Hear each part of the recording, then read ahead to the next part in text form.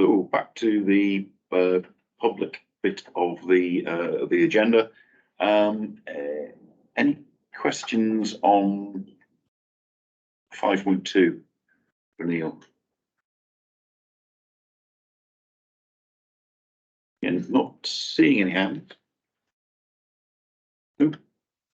Okay, in which case, are we happy to approve the recommendations on pages 110, 111? Agreed. Okay, thank you very much. Thank you, Neil. That then brings us to item 6.1, which is the Carers Strategy Annual Report. I'll let Stuart Lamberton slot into the chair. Stuart and Grace, sorry. I apologise. No, while we're playing musical chairs, just a brief comment on that. I think I'm really impressed with the work that's been done driving forward the Carers Strategy. I know you've done tons of work on it. Good to see that we've got a wide range of partners involved. Good to see that the number of carers being identified is increasing. Good to see that the carers reference groups are carer-led. These folk have huge demands on their time because they're carers, so it's great that we've been able to involve them. Yeah, no, this is really good stuff. So I will hand over. I just wanted to put that on the record before we start. So over to you guys. Okay, thanks, John, and good morning, everyone. So I'd like to start by thanking everyone on the IJB who was involved in the topic-specific seminar we had for this annual report. It was held on the 9th of January, and I know the recording was shared too. So thanks to everyone who was involved there and has watched the recording. The discussions from that session and the feedback we've received today has really helped us shape our next Carer Strategy Implementation Group development sessions, which take place in a few weeks. And that helps us look ahead to the next 12 months, and we'll cover some of that in the next few minutes. And obviously, we'll take any feedback from today too. So in the report you have today, we've included Appendix A, which is the action plan, starting at page 127 in the agenda pack. Now, that's a lengthy document, and it should be given the commitments that we've made in our carer strategy, but that breaks down our focus year on year and also shows the progress against some of the actions to date. So in a few minutes, I'll hand over to Grace, who will briefly cover that for us and also cover some of the work that we've been involved in on the LOIP improvement projects too. So our carer strategy was approved by the IJB on 31st of January 2023. How time flies.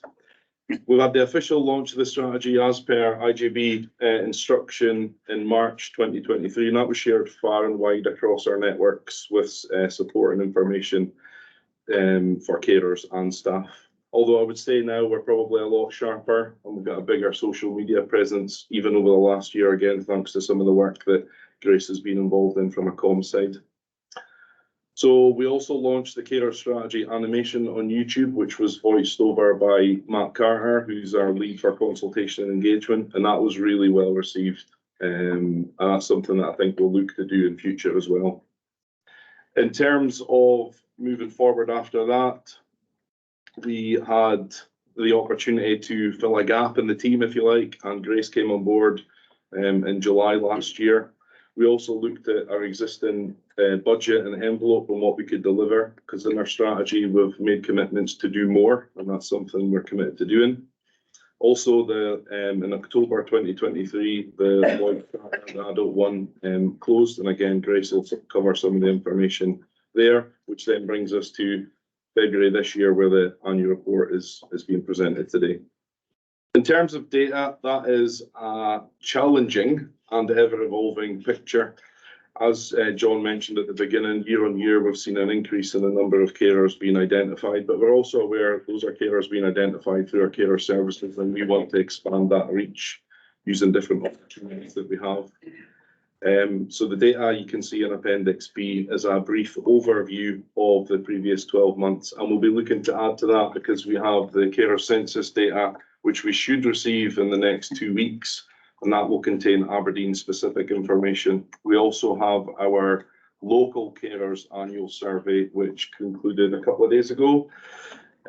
So that'll help us, obviously. It's one of the metrics, sorry, that we'll be using to help establish whether we have achieved our aim in the carer strategy moving forward to 2026. I'm now going to hand over to Grace, who'll give us a brief overview of the action plan and some of our work with the LOIP improvement charters. Yep, so developing the action plan to go over a number of the carer strategy implementation group sessions. Last year, as Stuart mentioned, I joined in July, and first thing I did was have a look over the action plan. And I was like, okay, an ambitious bunch was set in there 41 action lines, but as you can see from the action plan in Appendix A, we've been quite successful in completing a number of those and moving some of those into continuous review, kind of giving us the reassurance enough that we have enough information and scope to. I must take this opportunity to thank that group. The carer strategy implementation group's been growing each session that I've been at as well, and it's one that I so enjoy being part of. Everybody kind of comes with the ethos of let's get it right for carers, but and it's just been a really nice one to be a part of, and now we've got that, given us more opportunity to collaborate across the wider sector as well. To note some of the actions that have been completed, you'll see in Appendix B highlights the number of actions that the carers support projects have been linked with, and they're very well linked in with the local outcome improvement plans and integrated with the carer strategy implementation plan. So we're both trying to work very collaboratively together with both the LOIP and the carer strategy implementation plan. Great to note that the Quarriers led the Adult Carers project successfully, and they closed their project at the November Community Planning Board, highlighting the work there round about the Hospitality Bureau, the Time to Live project, Chapelton, as well as the very successful and well-attended Wee Blether cafes. We've made sure that we continue that connection with the Adult Carers, refresh LOIP, and making sure we take forward a new aim, again, to increase the number of carers identified by 20% by 2026. Young Carers Charter is linked through the LOIP as well, the Children and Families Outcome Improvement Group. And again, some notable actions round about there is the Think Young Carers training, as well as the Young Carer statements. And I'd like to ask the IJB if they ever get a chance to listen to the Young Carers radio show through SHMOO as well, which was developed by Young Carers themselves. Another thing to note is that the Carers Reference Group is an action line within the plan and has been developed slightly ahead of schedule, giving us another route to develop services alongside our lived experience carers. Attendees are building at each session and is being developed with Matt, a group agreement and some key actions that they would like to take forward. It's been encouraging that word of mouth is supporting others to attend each session as well. And although this is the very start of this journey, we're looking forward to the opportunities that this is going to bring. I'll hand you back to Stuart.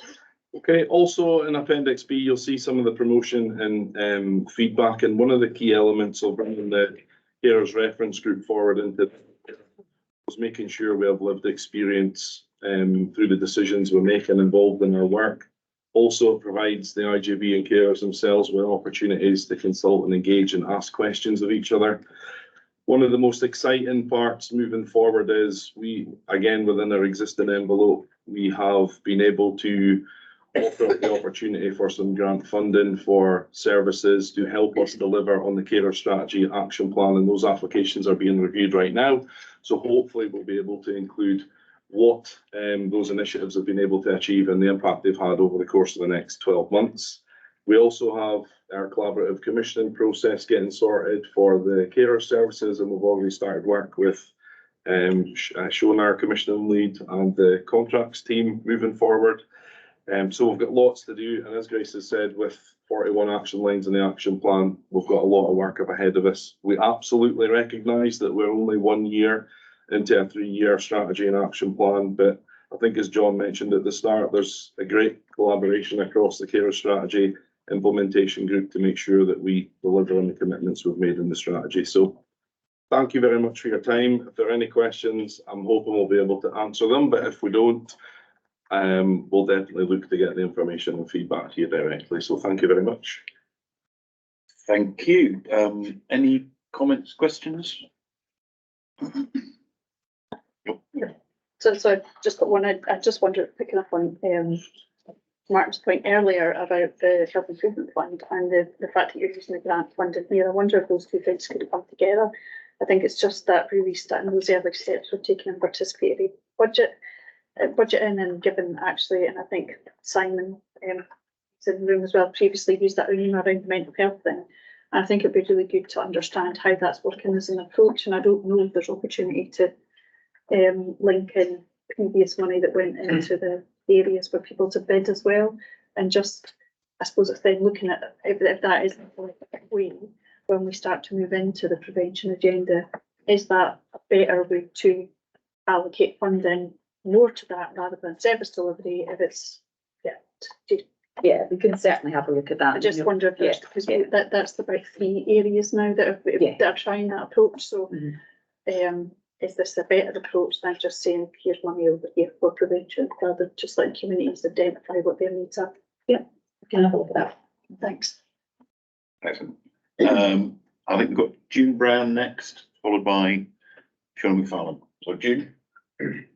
Yeah, thank you, Chair, and thank you, Grace and Stuart, for that really detailed paper on the work that's going on and about carers and the really important role they play in our communities.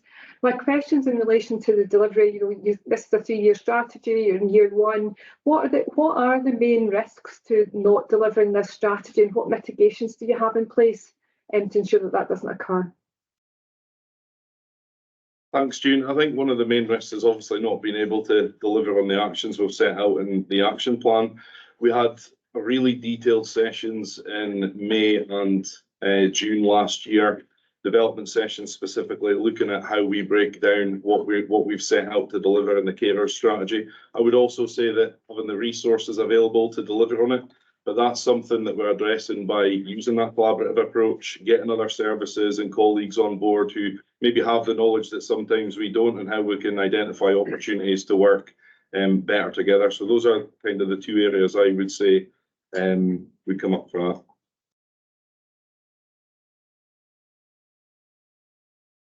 Okay, is that, happy with that, June? Yeah, thank you for that. And I think I said Shona. Hi, good morning. Mine isn't really a question, it's a request. It's just about the impetus. I know that Matthew's got these carer groups to basically bring back information about what's working and what's not working. So it's just to keep that impetus up, because that was lost through Quarriers. And just stay in contact with the carers and see what the requirements are. So I think that's just really important, is the continuity of it. That's what I'm trying to say. Thank you. Okay. Martin? Yes, yeah, thank you, Chair. I'm very pleased and excited about the report. I think it's been carried out in a very thorough way, and it's particularly reassuring to see the engagement with young carers. And I suspect that there's even more work to be done over the years to find out their experiences, their lived experiences, and find out what we can do to meet their needs. I think that the community planning focus is really important, because that helps us to work together in cooperation. There's Quarriers and Barnardo's and other of our partners where we want to develop the links. So it's great to see all of this good work, and the action plan highly detailed. But I think that it's realistic, and we'll just keep an eye on what's happening at the action plan level, because I think that that's where we'll see the work being done on the preventative side. Individual projects and activities on health improvement and so forth will come through as we monitor the action plan. Collaborative, so just to ask if there will be ongoing engagement with carers, particularly the young people, And the collaborative commissioning, is that just going to happen, or will that also, will that be kind of tracked in line with what the carers are saying? Will that, will that continue to have the involvement of carers in monitoring how commissioning and commission services are being delivered? So in terms of the first part there, absolutely, our engagement will continue, and I would say continue to evolve and expand, and not only with young carers, all carers across the city. So can definitely give you that reassurance there. And in terms of the commissioner, I'll hand over to Grace. Yes, so obviously our approach is to make sure that we are doing a collaborative commissioning process for the services, but making sure that we're doing that through the ethical commissioning principle. So making sure that carers are involved from the outset about how we're developing the future service. And yeah, that would take people into workshop sessions so we can kind of make sure that everyone's involved and what that outcomes are for that new service going forward. Good, Yeah. great, thank you. Alison? So it's just a quick note about talking about the implications of not following through on this. I think ultimately we have to remember that the implications of carers not being adequately supported is reflected in the report earlier in the our agenda, which is the cost of housing complex individuals. There are a lot of complex individuals being managed at home by carers who are struggling on a daily basis. And if they cease to cope, that cost, as we've seen, is substantial. Yeah, good point. And Sean McFarlane, is that a legacy hand, or did you want to come back in? Sorry, that's a legacy hand. I'll put that down. Thank you. Be done. Any more comments or questions? Okay. Actually, I've got a comment, which is that I really like the wee blether thing, and it kind of struck me that, and we've kind of touched on this already, but the small scale, not particularly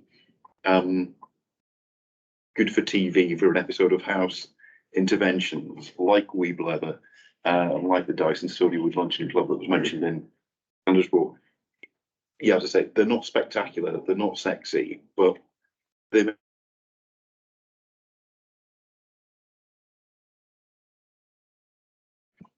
so where are we? Recommendation on page 121. We're just being asked to note the progress on delivery. Are we okay to do that? Noted. Yeah. Okay, thank you very much. Thanks, folks. And it's musical chairs again. So next item is 7.1, which is the update on the drug checking pilot. And it's over to Simon.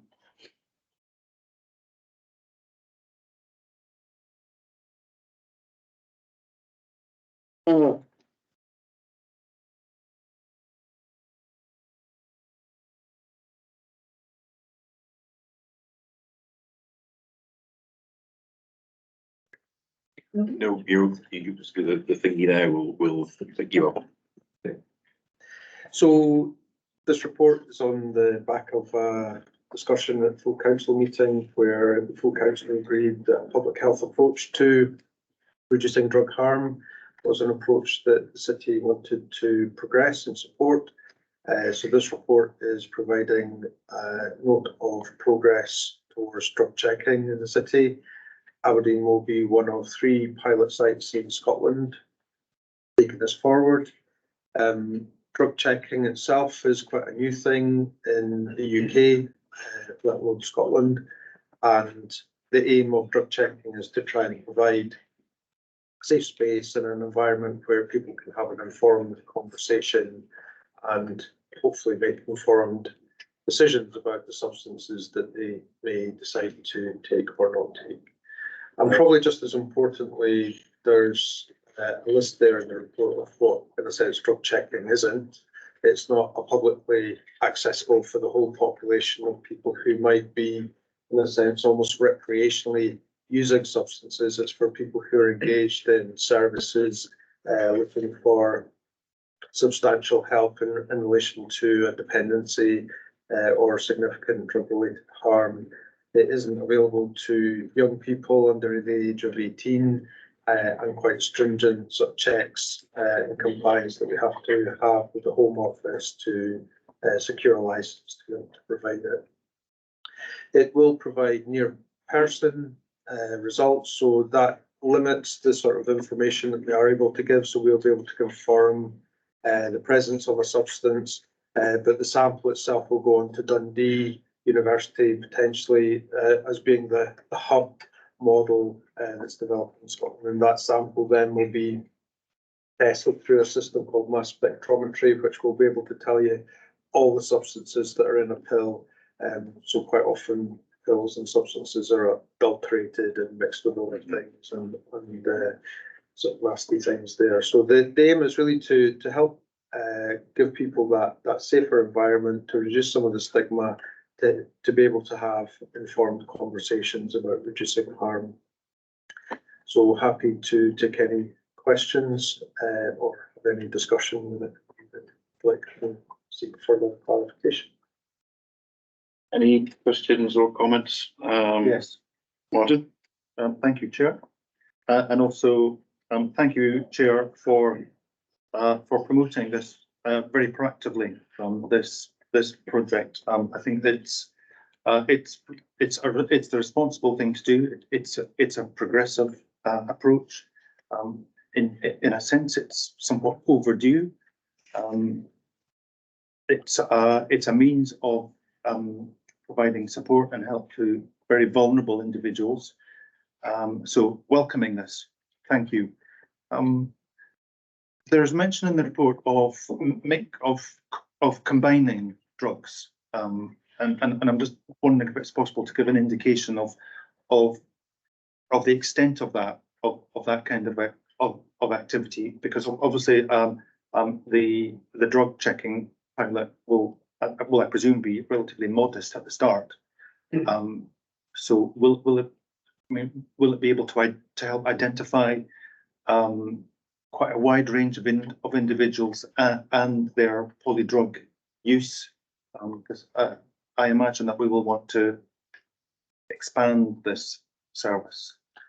Well, I guess the expansion would be at the call of the Scottish Government in terms of the results from the pilot. So that wouldn't necessarily be a local decision at this stage anyway. Okay. In terms of polydrug use, then we know that people will, I suppose, use or seek a range of different substances. There's still a lot of opiate use in the city. There's a lot of benzodiazepine use and a lot of crack cocaine being used. So drug checking will be able to identify them. But I guess what's potentially also more complex now is that there are sort of synthetic opioids and synthetic benzodiazepines that can be mixed into. So somebody might be buying a substance thinking that they're buying a particular thing that they're used to having, but it could be contaminated or mixed with lots of other substances. And that is certainly where a lot of harm potentially comes from. So there have been incidences in Birmingham and Dublin so late last year where synthetic opioids came into the drug supply and caused a lot of harm to individuals, their families, and a lot of pressure on public services in response to that. So drug checking will help inform individuals and their choices, but it will also inform our intelligence and surveillance in terms of understanding what drugs are circulating in the population. That helps us then tailor our messages and our engagement with the population in terms of reducing harm. Yeah. Good. And also helps to direct the individuals towards treatment as well. Yes, absolutely. So all our services are structured that we try and have as low a threshold as possible, providing harm reduction for people where they maybe find it quite difficult to engage with services or to enable them to change behaviour. But if they want to progress into more structured treatment or opiate replacement therapy, psychological support, housing support, etc., all the things that need to wrap around an individual. So this would be a very low threshold service in some senses, what would open into other services if that's what the person decides to do. So it would be very much in that context of a service structure. It's not just a standalone point where somebody can go along and say, I want to check to see what this is before we go out to a nightclub. So, yeah, good. Thank you. I should just also point out at 4.15, there's a typo. It should say 2024, not 2034. Okay. I didn't spot that. Okay. Any further comments or questions? Oh, Jennifer?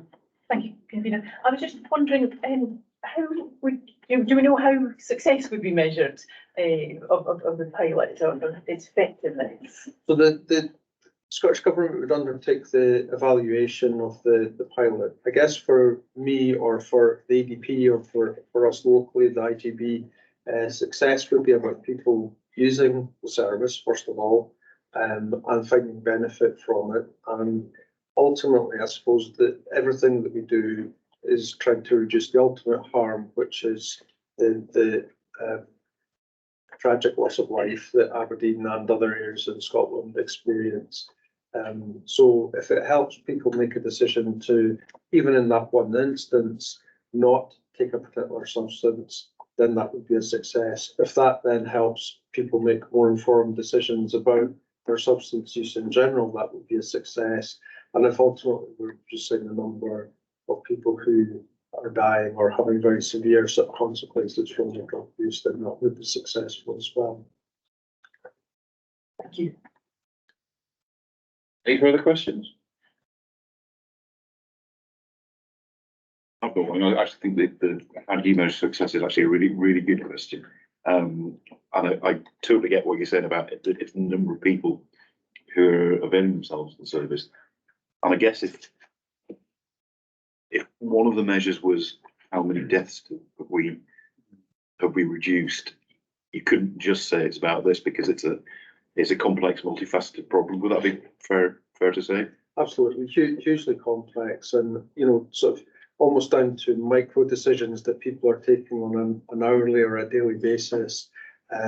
Drug checking might help some decisions and inform some changes for an individual. The availability of naloxone, the availability of services, the availability of wider health and social care services all play a part. Reducing stigma so that people feel able to come and seek help across all our services is really important. So I really welcome the City Council's approach in terms of taking that wider public health approach to substance use. And that really encompasses all of the harm reduction, the treatment, the support that needs to go in to help reduce the harm. Okay, thanks. And again, not seeing any more hands, so are we happy to approve the recommendation, which is simply to note the information in the report? Agreed. Agreed? Great, thanks, Simon. Right, it's now 11:28, and I know we've had a couple of sort of mini breaks for IT issues, but I'm thinking we've now got to the point where we're moving to the fully exempt item 8.3. So I'm thinking we could take a 10-minute break before we move into that one. We could plough on if we thought it was going to take 5 minutes, but it might take 25 minutes. So I'm figuring a 10-minute comfort break would be appropriate here. Yep. Ding nods, fine, great. We'll take a 10-minute comfort break and then move into private session on 8.3.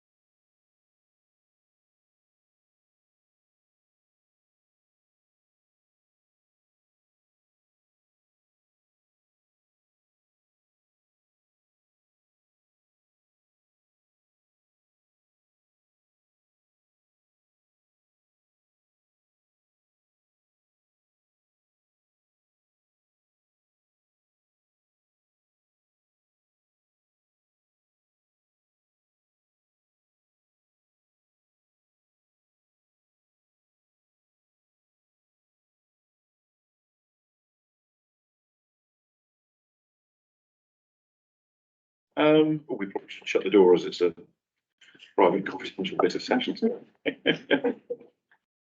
Thanks for that. Yeah, so this is item 8.3,